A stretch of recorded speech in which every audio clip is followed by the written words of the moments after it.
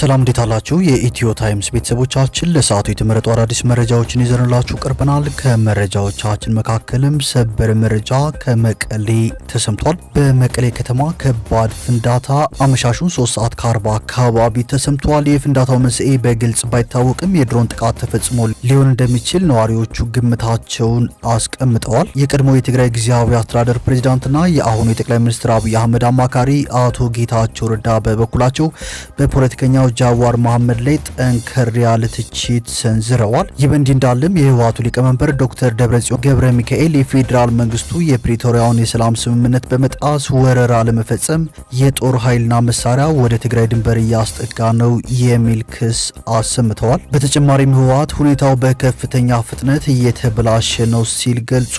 ሙሉ መረጃውን በዜናችን በዝርዝር እናስደምጣችኋለን። ከዚህ መረጃ በተጨማሪ የሶማሊያው ፕሬዝዳንት ሐሰን ሼክ መሐመድ በአፍሪካ ህብረት የድጋፍና የማረጋጋት ተልእኮ በሶማሊያ ስር የተመደቡ የግብጽ ኃይሎች ስምሪትን እንደተመለከቱ የግብጽ ሰራዊት ቃል አቀባይን ጠቅሶ ኢጂፕት ቱዴይ መዘገቡን፣ በአፍሪካ ቀንድ እየተፈጠረ ያለውን ውስብስብ ሁኔታ አስመልክቶ የወጣውን አዲስ መረጃ በተመለከተ እንዲሁም የእስራኤል የመብት ተሟጋች ድርጅቶች የአገሪቱ መንግስት ኢትዮጵያውያን ስደተኞችንና ጥገኝነት ጠያቂዎችን ወደ አገራቸው እንዳይመለሱ ሲሉ መጠየቃቸውን የሚሉ መረጃዎችን ይዘንላችሁ ቀርበናል። ዝርዝር መረጃዎችን ለማድመጥ ቻናላችንን ሰብስክራይብ በማድረግ የደወል ምልክቷን በመጫንና መረጃውም ለብዙዎች እንዲዳረስ ላይክ በማድረግ እስከ መጨረሻው አብራችሁን ቆዩ።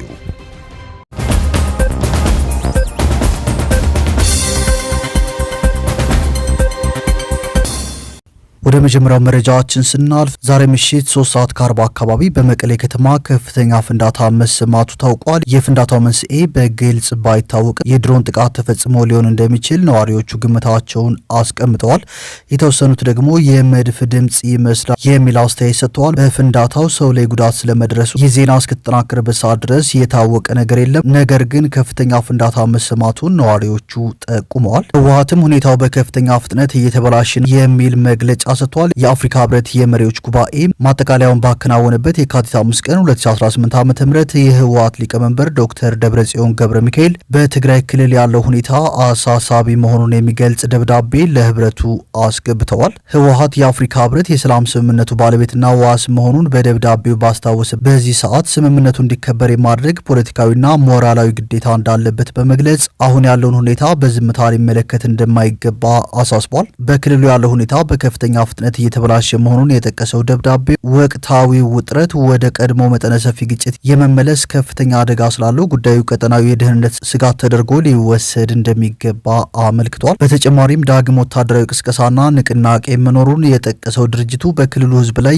የእንቅስቃሴ ገደብ፣ ኢኮኖሚያዊ ጫናና ፖለቲካዊ መገለል እየተፈጸመ ነው ሲል ወንጅለዋል። የሊቀመንበሩ ፊርማ ባረፈበት በዚህ ደብዳቤ ህብረቱ ለአፍሪካ ችግሮች አፍሪካዊ መፍትሄ በሚለው መርህ መሰረት በዚህ ወሳኝ ሰዓት ቁርጠኛ አመራር እንዲያሳይ ጥሪ አቅርቧል። ዶክተር ደብረጽዮንም በዲዲአር ስም ትጥቃችሁን ፈታችሁ ባዶ እጃችሁን ሂዱ የሚሉን እኛ ይህንን አንቀበለውም፣ ይሄም የሚሳካ አይደለም ሲሉ ተናግረዋል። የህወሓት ሊቀመንበር ዶክተር ደብረጽዮን ገብረ ሚካኤል ሰሞኑን በአፍሪካ ህብረት ጽሕፈት ቤት ጉባኤ የሚያካሂዱ የአባል ሀገራት መሪዎች የፕሪቶሪያው የግጭት ማቆም ስምምነት ሙሉ በሙሉ በአፋጣኝና በቅን መንፈስ መተግበር እንዳለበት በይፋ እንዲያረጋግጡ ጠይቀዋል። ደብረጽዮን መሪዎቹ በግጭት ማቆም ስምምነቱ ፈራሚ ወገኖች መካከል ቅርጽ ያለው ፖለቲካዊ ንግግር እንዲጀመር የሚያስችሉ እርምጃዎች እንዲወሰዱ የአፍሪካ ህብረት የግጭት ማቆም ስምምነቱን መቆጣጠሪያ መከታተያና ማረጋገጫ ስርዓት ተግባራዊ እንዲሆንና እንዲጠናከር ጠይቀዋል። የአፍሪካ ህብረት የግጭት ማቆም ስምምነቱን የመጠበቅ የህግና የሞራል ኃላፊነት አለበት ያሉት ደብረጽዮን በስምምነቱ አተገባበር ላይ የሚፈጠር መዘግየትና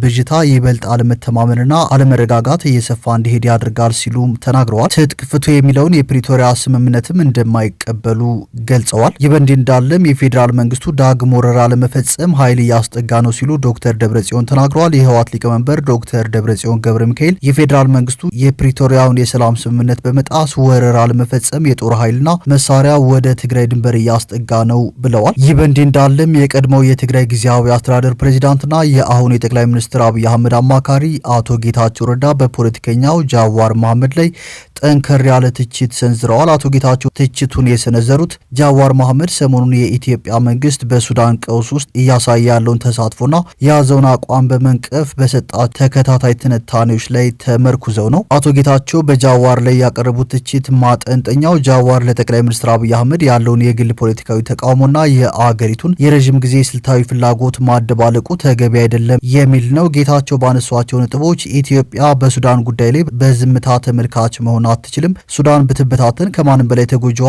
ኢትዮጵያ በመሆኗ ሀገሪቱ የራሷን ጥቅም ለማስጠበቅ የምታደርገው ጥረት እንደ ስህተት መታየት የለበትም ብለዋል። አክለውም ግብጽና ሌሎች የቀጠናው ሀገራት በሱዳን ቀውስ ውስጥ የራሳቸውን ጥቅም እያሳደዱ ባለበት ሁኔታ ኢትዮጵያ ብቻዋን ስነ ምግባራዊ ገለልተኝነት እንድታሳይ መጠበቅ ስትራቴጂካዊ ኪሳራ እንደሆነ ገልጸዋል። ወደፊት ሀገር ለመምራት የሚመኝ ማንኛውም ፖለቲከኛ በጊዜያዊው ገዢ ፓርቲና በማይለወጠው የአገር ስልታዊ ጥቅም መካከል ያለውን ልዩነት ማወቅ መቻል እንዳለበት በማሳሰብ ጃዋር ግን ይህንን መለየት ተስኖታል ሲሉ ሞግተውታል። ጃዋር መሐመድ ሰሞኑን ባወጣቸው ጽሁፎች የኢትዮጵያ መንግስት ለሱዳኑ ፈጣን ደጋፊ ኃይሎች ድጋፍ ማድረጉና በሀገር ውስጥ ወታደራዊ ማሰልጠኛ መክፈቱ ኢትዮጵያን ከጎረቤት ሀገራት ጋር እንደሚያላትማትና የቀጠናውን ሉዓላዊነት አደጋ ላይ እንደሚጥል ሲከራከር ቆይቷል። አቶ ጌታቸው ረዳ ግን እነዚህ መረጃዎች ከአውድ ውጭ የቀረቡና የሀገሪቱን ስጋት ያላገናዘቡ ናቸው ሲሉ አጣጥለዋቸዋል። ይህ በሁለቱ ግለሰቦች መካከል የተፈጠረው ክርክር በኢትዮጵያ ፖለቲካ ውስጥ ያሉ መሰረታዊ ጉዳዮችን ያሳያል። መንግስት የአገር ደህንነት በሚል የሚከተለውን የውጭ ጉዳይ ፖሊሲ በተቃዋሚዎች ዘንድ አገርን ለአደጋ የሚያጋልጥ ተደርጎ መወሰዱ ከፍተኛ የሀሳብ ልዩነት ፈጥሯል። አንድ ተቃዋሚ ፖለቲከኛ የመንግስትን የውጭ ጉዳይ ፖሊሲ ሲተች የት ላይ ማቆም አለበት የሚለው ጥያቄ በአቶ ጌታቸው በኩል ቀርቧል። አቶ ጌታቸው መንግስትን ብትጠላም ሀገራዊ ጥቅምን አትጉዳ የሚል ተጨባጭ ፖለቲካ ሲያራምዱ፣ ጃዋር ደግሞ መንግስት የሚከተለው መንገድ ለአገርም አደገኛ የሚል መርህ ተኮር ትችት እያቀረበ ይገኛል። ይህ በእንዲህ እንዳለን በአፍሪካ ቀንድ ሰማይ ስር በአሁኑ ሰዓት እየተከናወነ ያለው የዲፕሎማሲ ትራፊክ የዓለምን ሀያላን ቀልብ የሳበ ታላቅ ክስተት ሆኗል። የሳዑዲ አረቢያ የውጭ ጉዳይ ሚኒስትር ልዑል ፋይሰል ቢን ፋርሃን በአዲስ አበባ፣ ምክትላቸው ዋሊድ አልኬሪጂ ደግሞ በአስመራ በአንድ ጊዜ መገኘታቸው ሪያድ ምን ያክል የሞት ሽረት ትግል ውስጥ እንደገባች ያሳያል ተብሏል። ጥያቄው ግን ይህ የሳዑዲ ፔትሮ ዶላርና የዲፕሎማሲ ጡንቻ የኢትዮጵያን የኤርትራንና የሱዳንን እርስ በርስ የተጠላለፈና የተተበተበ የጂኦፖለቲካ ቋጠሮ በአንድ መፍታት ይችላሉ የሚል ጥያቄም ቀርቧል። የመጀመሪያውና ምናልባትም የሳዑዲን ጉዞ ያስቸኮለ ጉዳይ ኢትዮጵያ በሱዳን ጦርነት ውስጥ እጇን ማስገባቷ መሰማቱ ነው። ሳዑዲ አረቢያ የሱዳንን ጦርነት ለማቆም በጅዳ ከተማ አሜሪካን አስተባብራ ስትደክም ቆይታለች። ለሷ የሱዳን መረጋጋት ማለት የቀይ ባህር ፕሮጀክቷ ዋስትና ማለት ነው። ነገር ግን ኢትዮጵያ የሱዳን ፈጥኖ ደራሽ ኃይልን እያሰለጠነች መሆኑ ሲሰማ የሳዑዲ የሰላም ጥረት አደጋ ላይ ወድቋል የሚል አስተያየትም ተሰጥቷል። ሪያድ ይህንን ቋጠሮ ለመፍታት የያዘችው ስልት የገንዘብና የፖለቲካ ልውውጥ ይመስላል። ኢትዮጵያ በከባድ የውጭ ምንዛሬ እጥረትና የዕዳ ጫና ውስጥ መሆኗን ሳዑዲ ታውቃለች።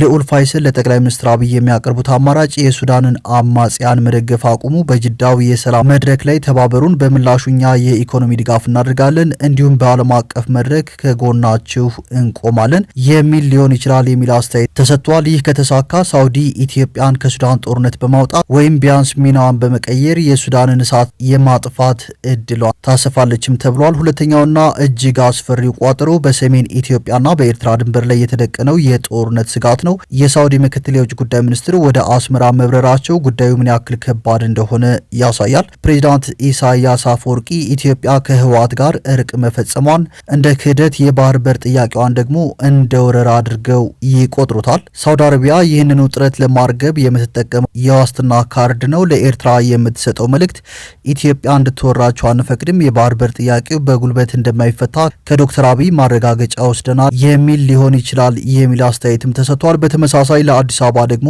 ኤርትራ ከግብጽ ጋር ያላትን ወታደራዊ ትብብር እንድታቀዘቅዝ እናደርጋለን፣ እናንተ ግን ሰራዊታችሁን ወደ ኋላ መልሱ የሚል ምክርና ማስጠንቀቂያ አዘል መልእክት ታስተላልፋለች። ሳዑዲ ለሁለቱም ሀገራት የምትሰጠው የልማትና የኢንቨስትመንት ተስፋ ከጦርነት ይልቅ ሰላምን አትራፊ አድርጎ ለማሳየት ያለመ ነውም ተብሏል። ይህ ሁሉ ሲሆን ግን በአዳራሽ ውስጥ የሌለው ነገር ግን ትልቁን ድርሻ የሚወስደው ተዋናይ የተባበሩት አረብ ኤምሬትስ ነው። ኢትዮጵያ ከኤምሬትስ ጋር ያላት ወታደራዊና ኢኮኖሚያዊ ትስስር ጠንካራ ነው። ከሰሞኑ የወጡት ዘገባዎች እንደሚያመለክቱት ኢትዮጵያ የምታሰለጥናቸው የአርኤስኤፍ ኃይል የኤምሬትስ ድጋፍ እንዳለው ይታመናል። ሳዑዲ ይህንኑ ስብስብ ቋጠሮ ለመፍታት ኢትዮጵያን ከኤምሬትስ ሙሉ ተጽዕኖ ማላቀቅ ወይም ማመጣጠን ይኖርባታል።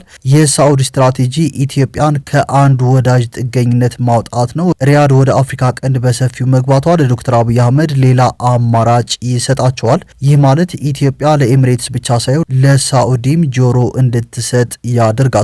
ሳዑዲ በኢትዮጵያና በኤርትራ መካከል እንደ ገለልተኛ ሽማግሌ መቆሟ ከኤሚሬትስ የበለጠ ተቀባይነት ሊሰጣት ይችላል። ምክንያቱም ኤርትራ ለኤሚሬትስ ያላት አመለካከት የተቀላቀለ ስለሆነ የሚል አስተያየትም ተሰጥቷል። ሳውዲ አረቢያ የሱዳንን የኢትዮጵያንና የኤርትራን ቋጠሮ በአንዴ ለመፍታት ያላት እድል 50-50 ነው ተብሏል። በአንድ በኩል ሳውዲ የያዘችው ገንዘብና ዲፕሎማሲያዊ ክብደት ኢትዮጵያና ኤርትራን ለማረጋጋት በቂ አቅም አለው። ሁለቱም ሀገራት ጦርነት ውስጥ ቢገቡ የሚያጡት እንጂ የሚያተርፉት ነገር እንደሌለ በማሳመን ቢያንስ ግጭቱን ማዘግየት ትችላለችም ተብሏል።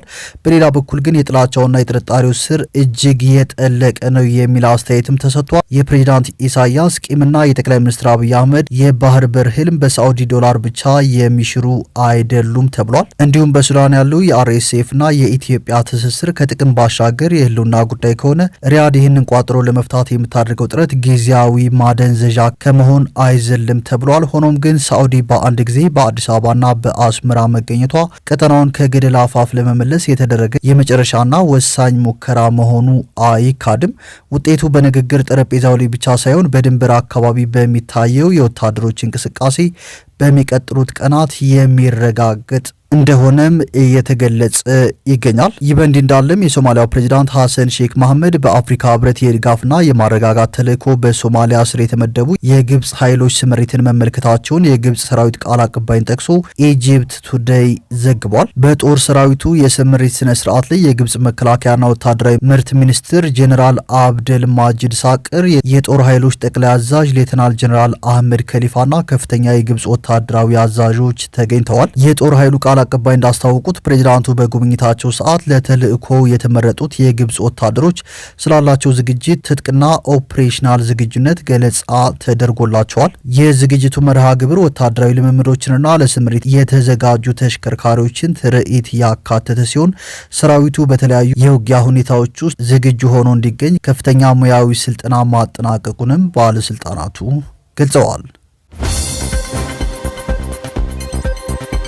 ወደ ሁለተኛውና መጨረሻው መረጃችን ስናልፍ የእስራኤል የመብት ተሟጋች ድርጅቶች የአገሪቱ መንግስት ኢትዮጵያውያን ስደተኞችንና ጥገኝነት ጠያቂዎችን ወደ ሀገራቸው እንዳይመልስ ጠይቀዋል። የመብት ተሟጋች ድርጅቶቹ በኢትዮጵያ ያለው የጸጥታ ሁኔታ ስደተኞችና ጥገኝነት ጠያቂዎች እንዲመለሱ የሚያስችል አይደለም ማለታቸውን የእስራኤል ጋዜጦች ዘግበዋል። የአገሪቱ መንግስት በሰሜን ኢትዮጵያው ጦርነት ሰዓት ለጥገኝነት ጠያቂዎች የሰጠውን ጊዜያዊ ክልላ ከዓመት በፊት ማንሳቱን ተከትሎ የመብት ተሟጋች ድርጅቶች ውሳኔውን በመቃወም ለአገሪቱ ከፍተኛ ፍርድ ቤት አቤቱታ አቅርበው ነበር። ፍርድ ቤቱ ግን መንግስት ኢትዮጵያውያኑን ስደተኞችና ጥገኝነት ጠያቂዎችን ከአገር ለማባረር ያሰለፈውን ውሳኔ እንደማያግድ መወሰኑ ይታወሳል። የአገሪቱ ባለስልጣናት የኢትዮጵያ የጸጥታ ሁኔታ ስደተኞችንና ጥገኝነት ጠያቂዎችን ለመመለስ የሚያስችል ሁኔታ ተሻሽሏል ማለታቸውን ዘገባዎቹ ጠቅሰዋል። የእስራኤል መንግስት ኢትዮጵያውያኑ ወደ አገራቸው እንዲመለሱ የሰጠው የ4 ወራት የጊዜ ገደብ በቀጣዩ ሚያዝያ 10 እንደሚጠናቀቅም ተገልጿል።